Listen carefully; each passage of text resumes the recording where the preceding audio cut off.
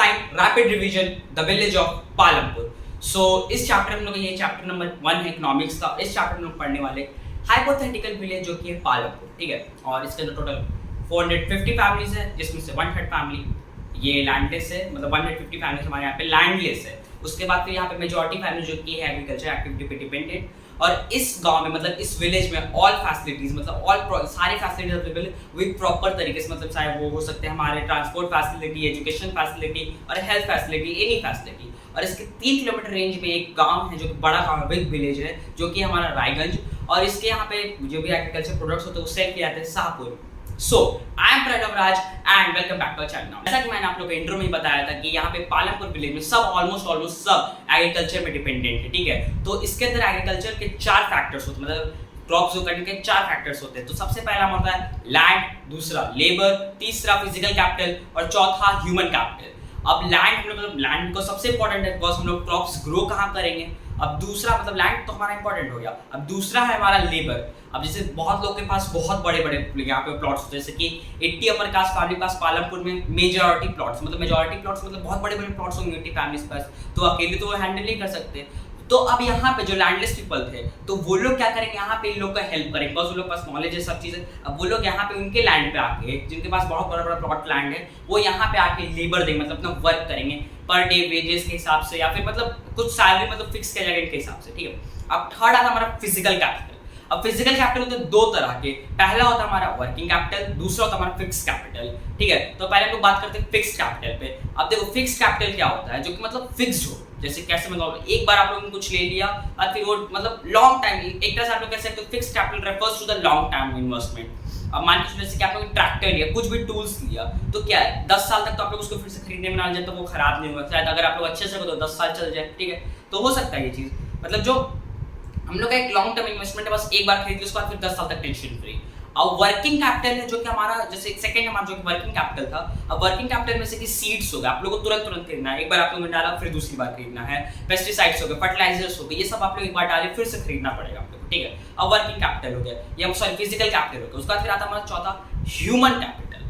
अब human capital क्या होता है, ह्यूमन कैपिटल होता है जैसे कि मैंने आप लोग बताया जिसके पास नॉलेज हो, जैसे ह्यूमन के पास नॉलेज स्किल्स जिसकी वजह से आप लोग काम कर सकते हो, जैसे मैंने आप लोग बताया था लैंडलेस पीपल आके लेबर देंगे वहां पे, तो ये ह्यूमन कैपिटल में आएगा, ठीक है। इसके बारे में हम लोग प्रॉपर्ली चैप्टर 2 में पढ़ेंगे। अब उसके बाद फिर यहाँ पे ये जैसे द लैंड इज फिक्स्ड, यहाँ पे देखो एग्रीकल्चर तो हमारा हो रहा है पर लैंड तो फिक्स्ड है। पालमपुर में धीरे धीरे आदमी बढ़ रहे पर लैंड तो फिक्स्ड है। तो अब क्या क्रॉप्स इंक्रीज करने का कोई वे है, तो यस देयर इज एन वे, मतलब देयर आर 3 वेज, मतलब टोटल 3 वेज यहाँ पे हम क्रॉप्स का मतलब प्रोडक्शन इंक्रीज करने का।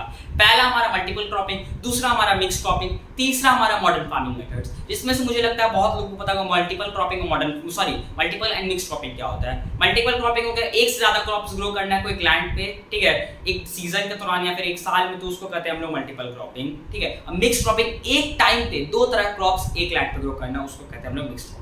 अब तीसरा क्या हमारा modern farming methods. Modern farming methods मतलब जैसे कि जिसमें हम लोग HYV सीड्स यूज करते हैं, उसके अंदर हम लोग मशीन्स यूज करते हैं, प्रॉपर इरिगेशन, पेस्टिसाइड्स, फर्टिलाइजर्स, ये सब यूज करके हम लोग अपना ये क्रॉप्स प्रोड्यूस करते हैं, इंक्रीज करते हैं। इसमें हम लोग का एग्जांपल भी दिया है 1300 kg व्हीट पहले हम लोग का जब हम लोग नॉर्मल सीड्स यूज करते तब का, और अभी जब हम लोग सीड्स HYV सीड्स यूज करने मतलब high and variety of seeds, तब हम लोग 3200 kg मतलब ऑलमोस्ट डबल से भी प्लस चल गया, ठीक है।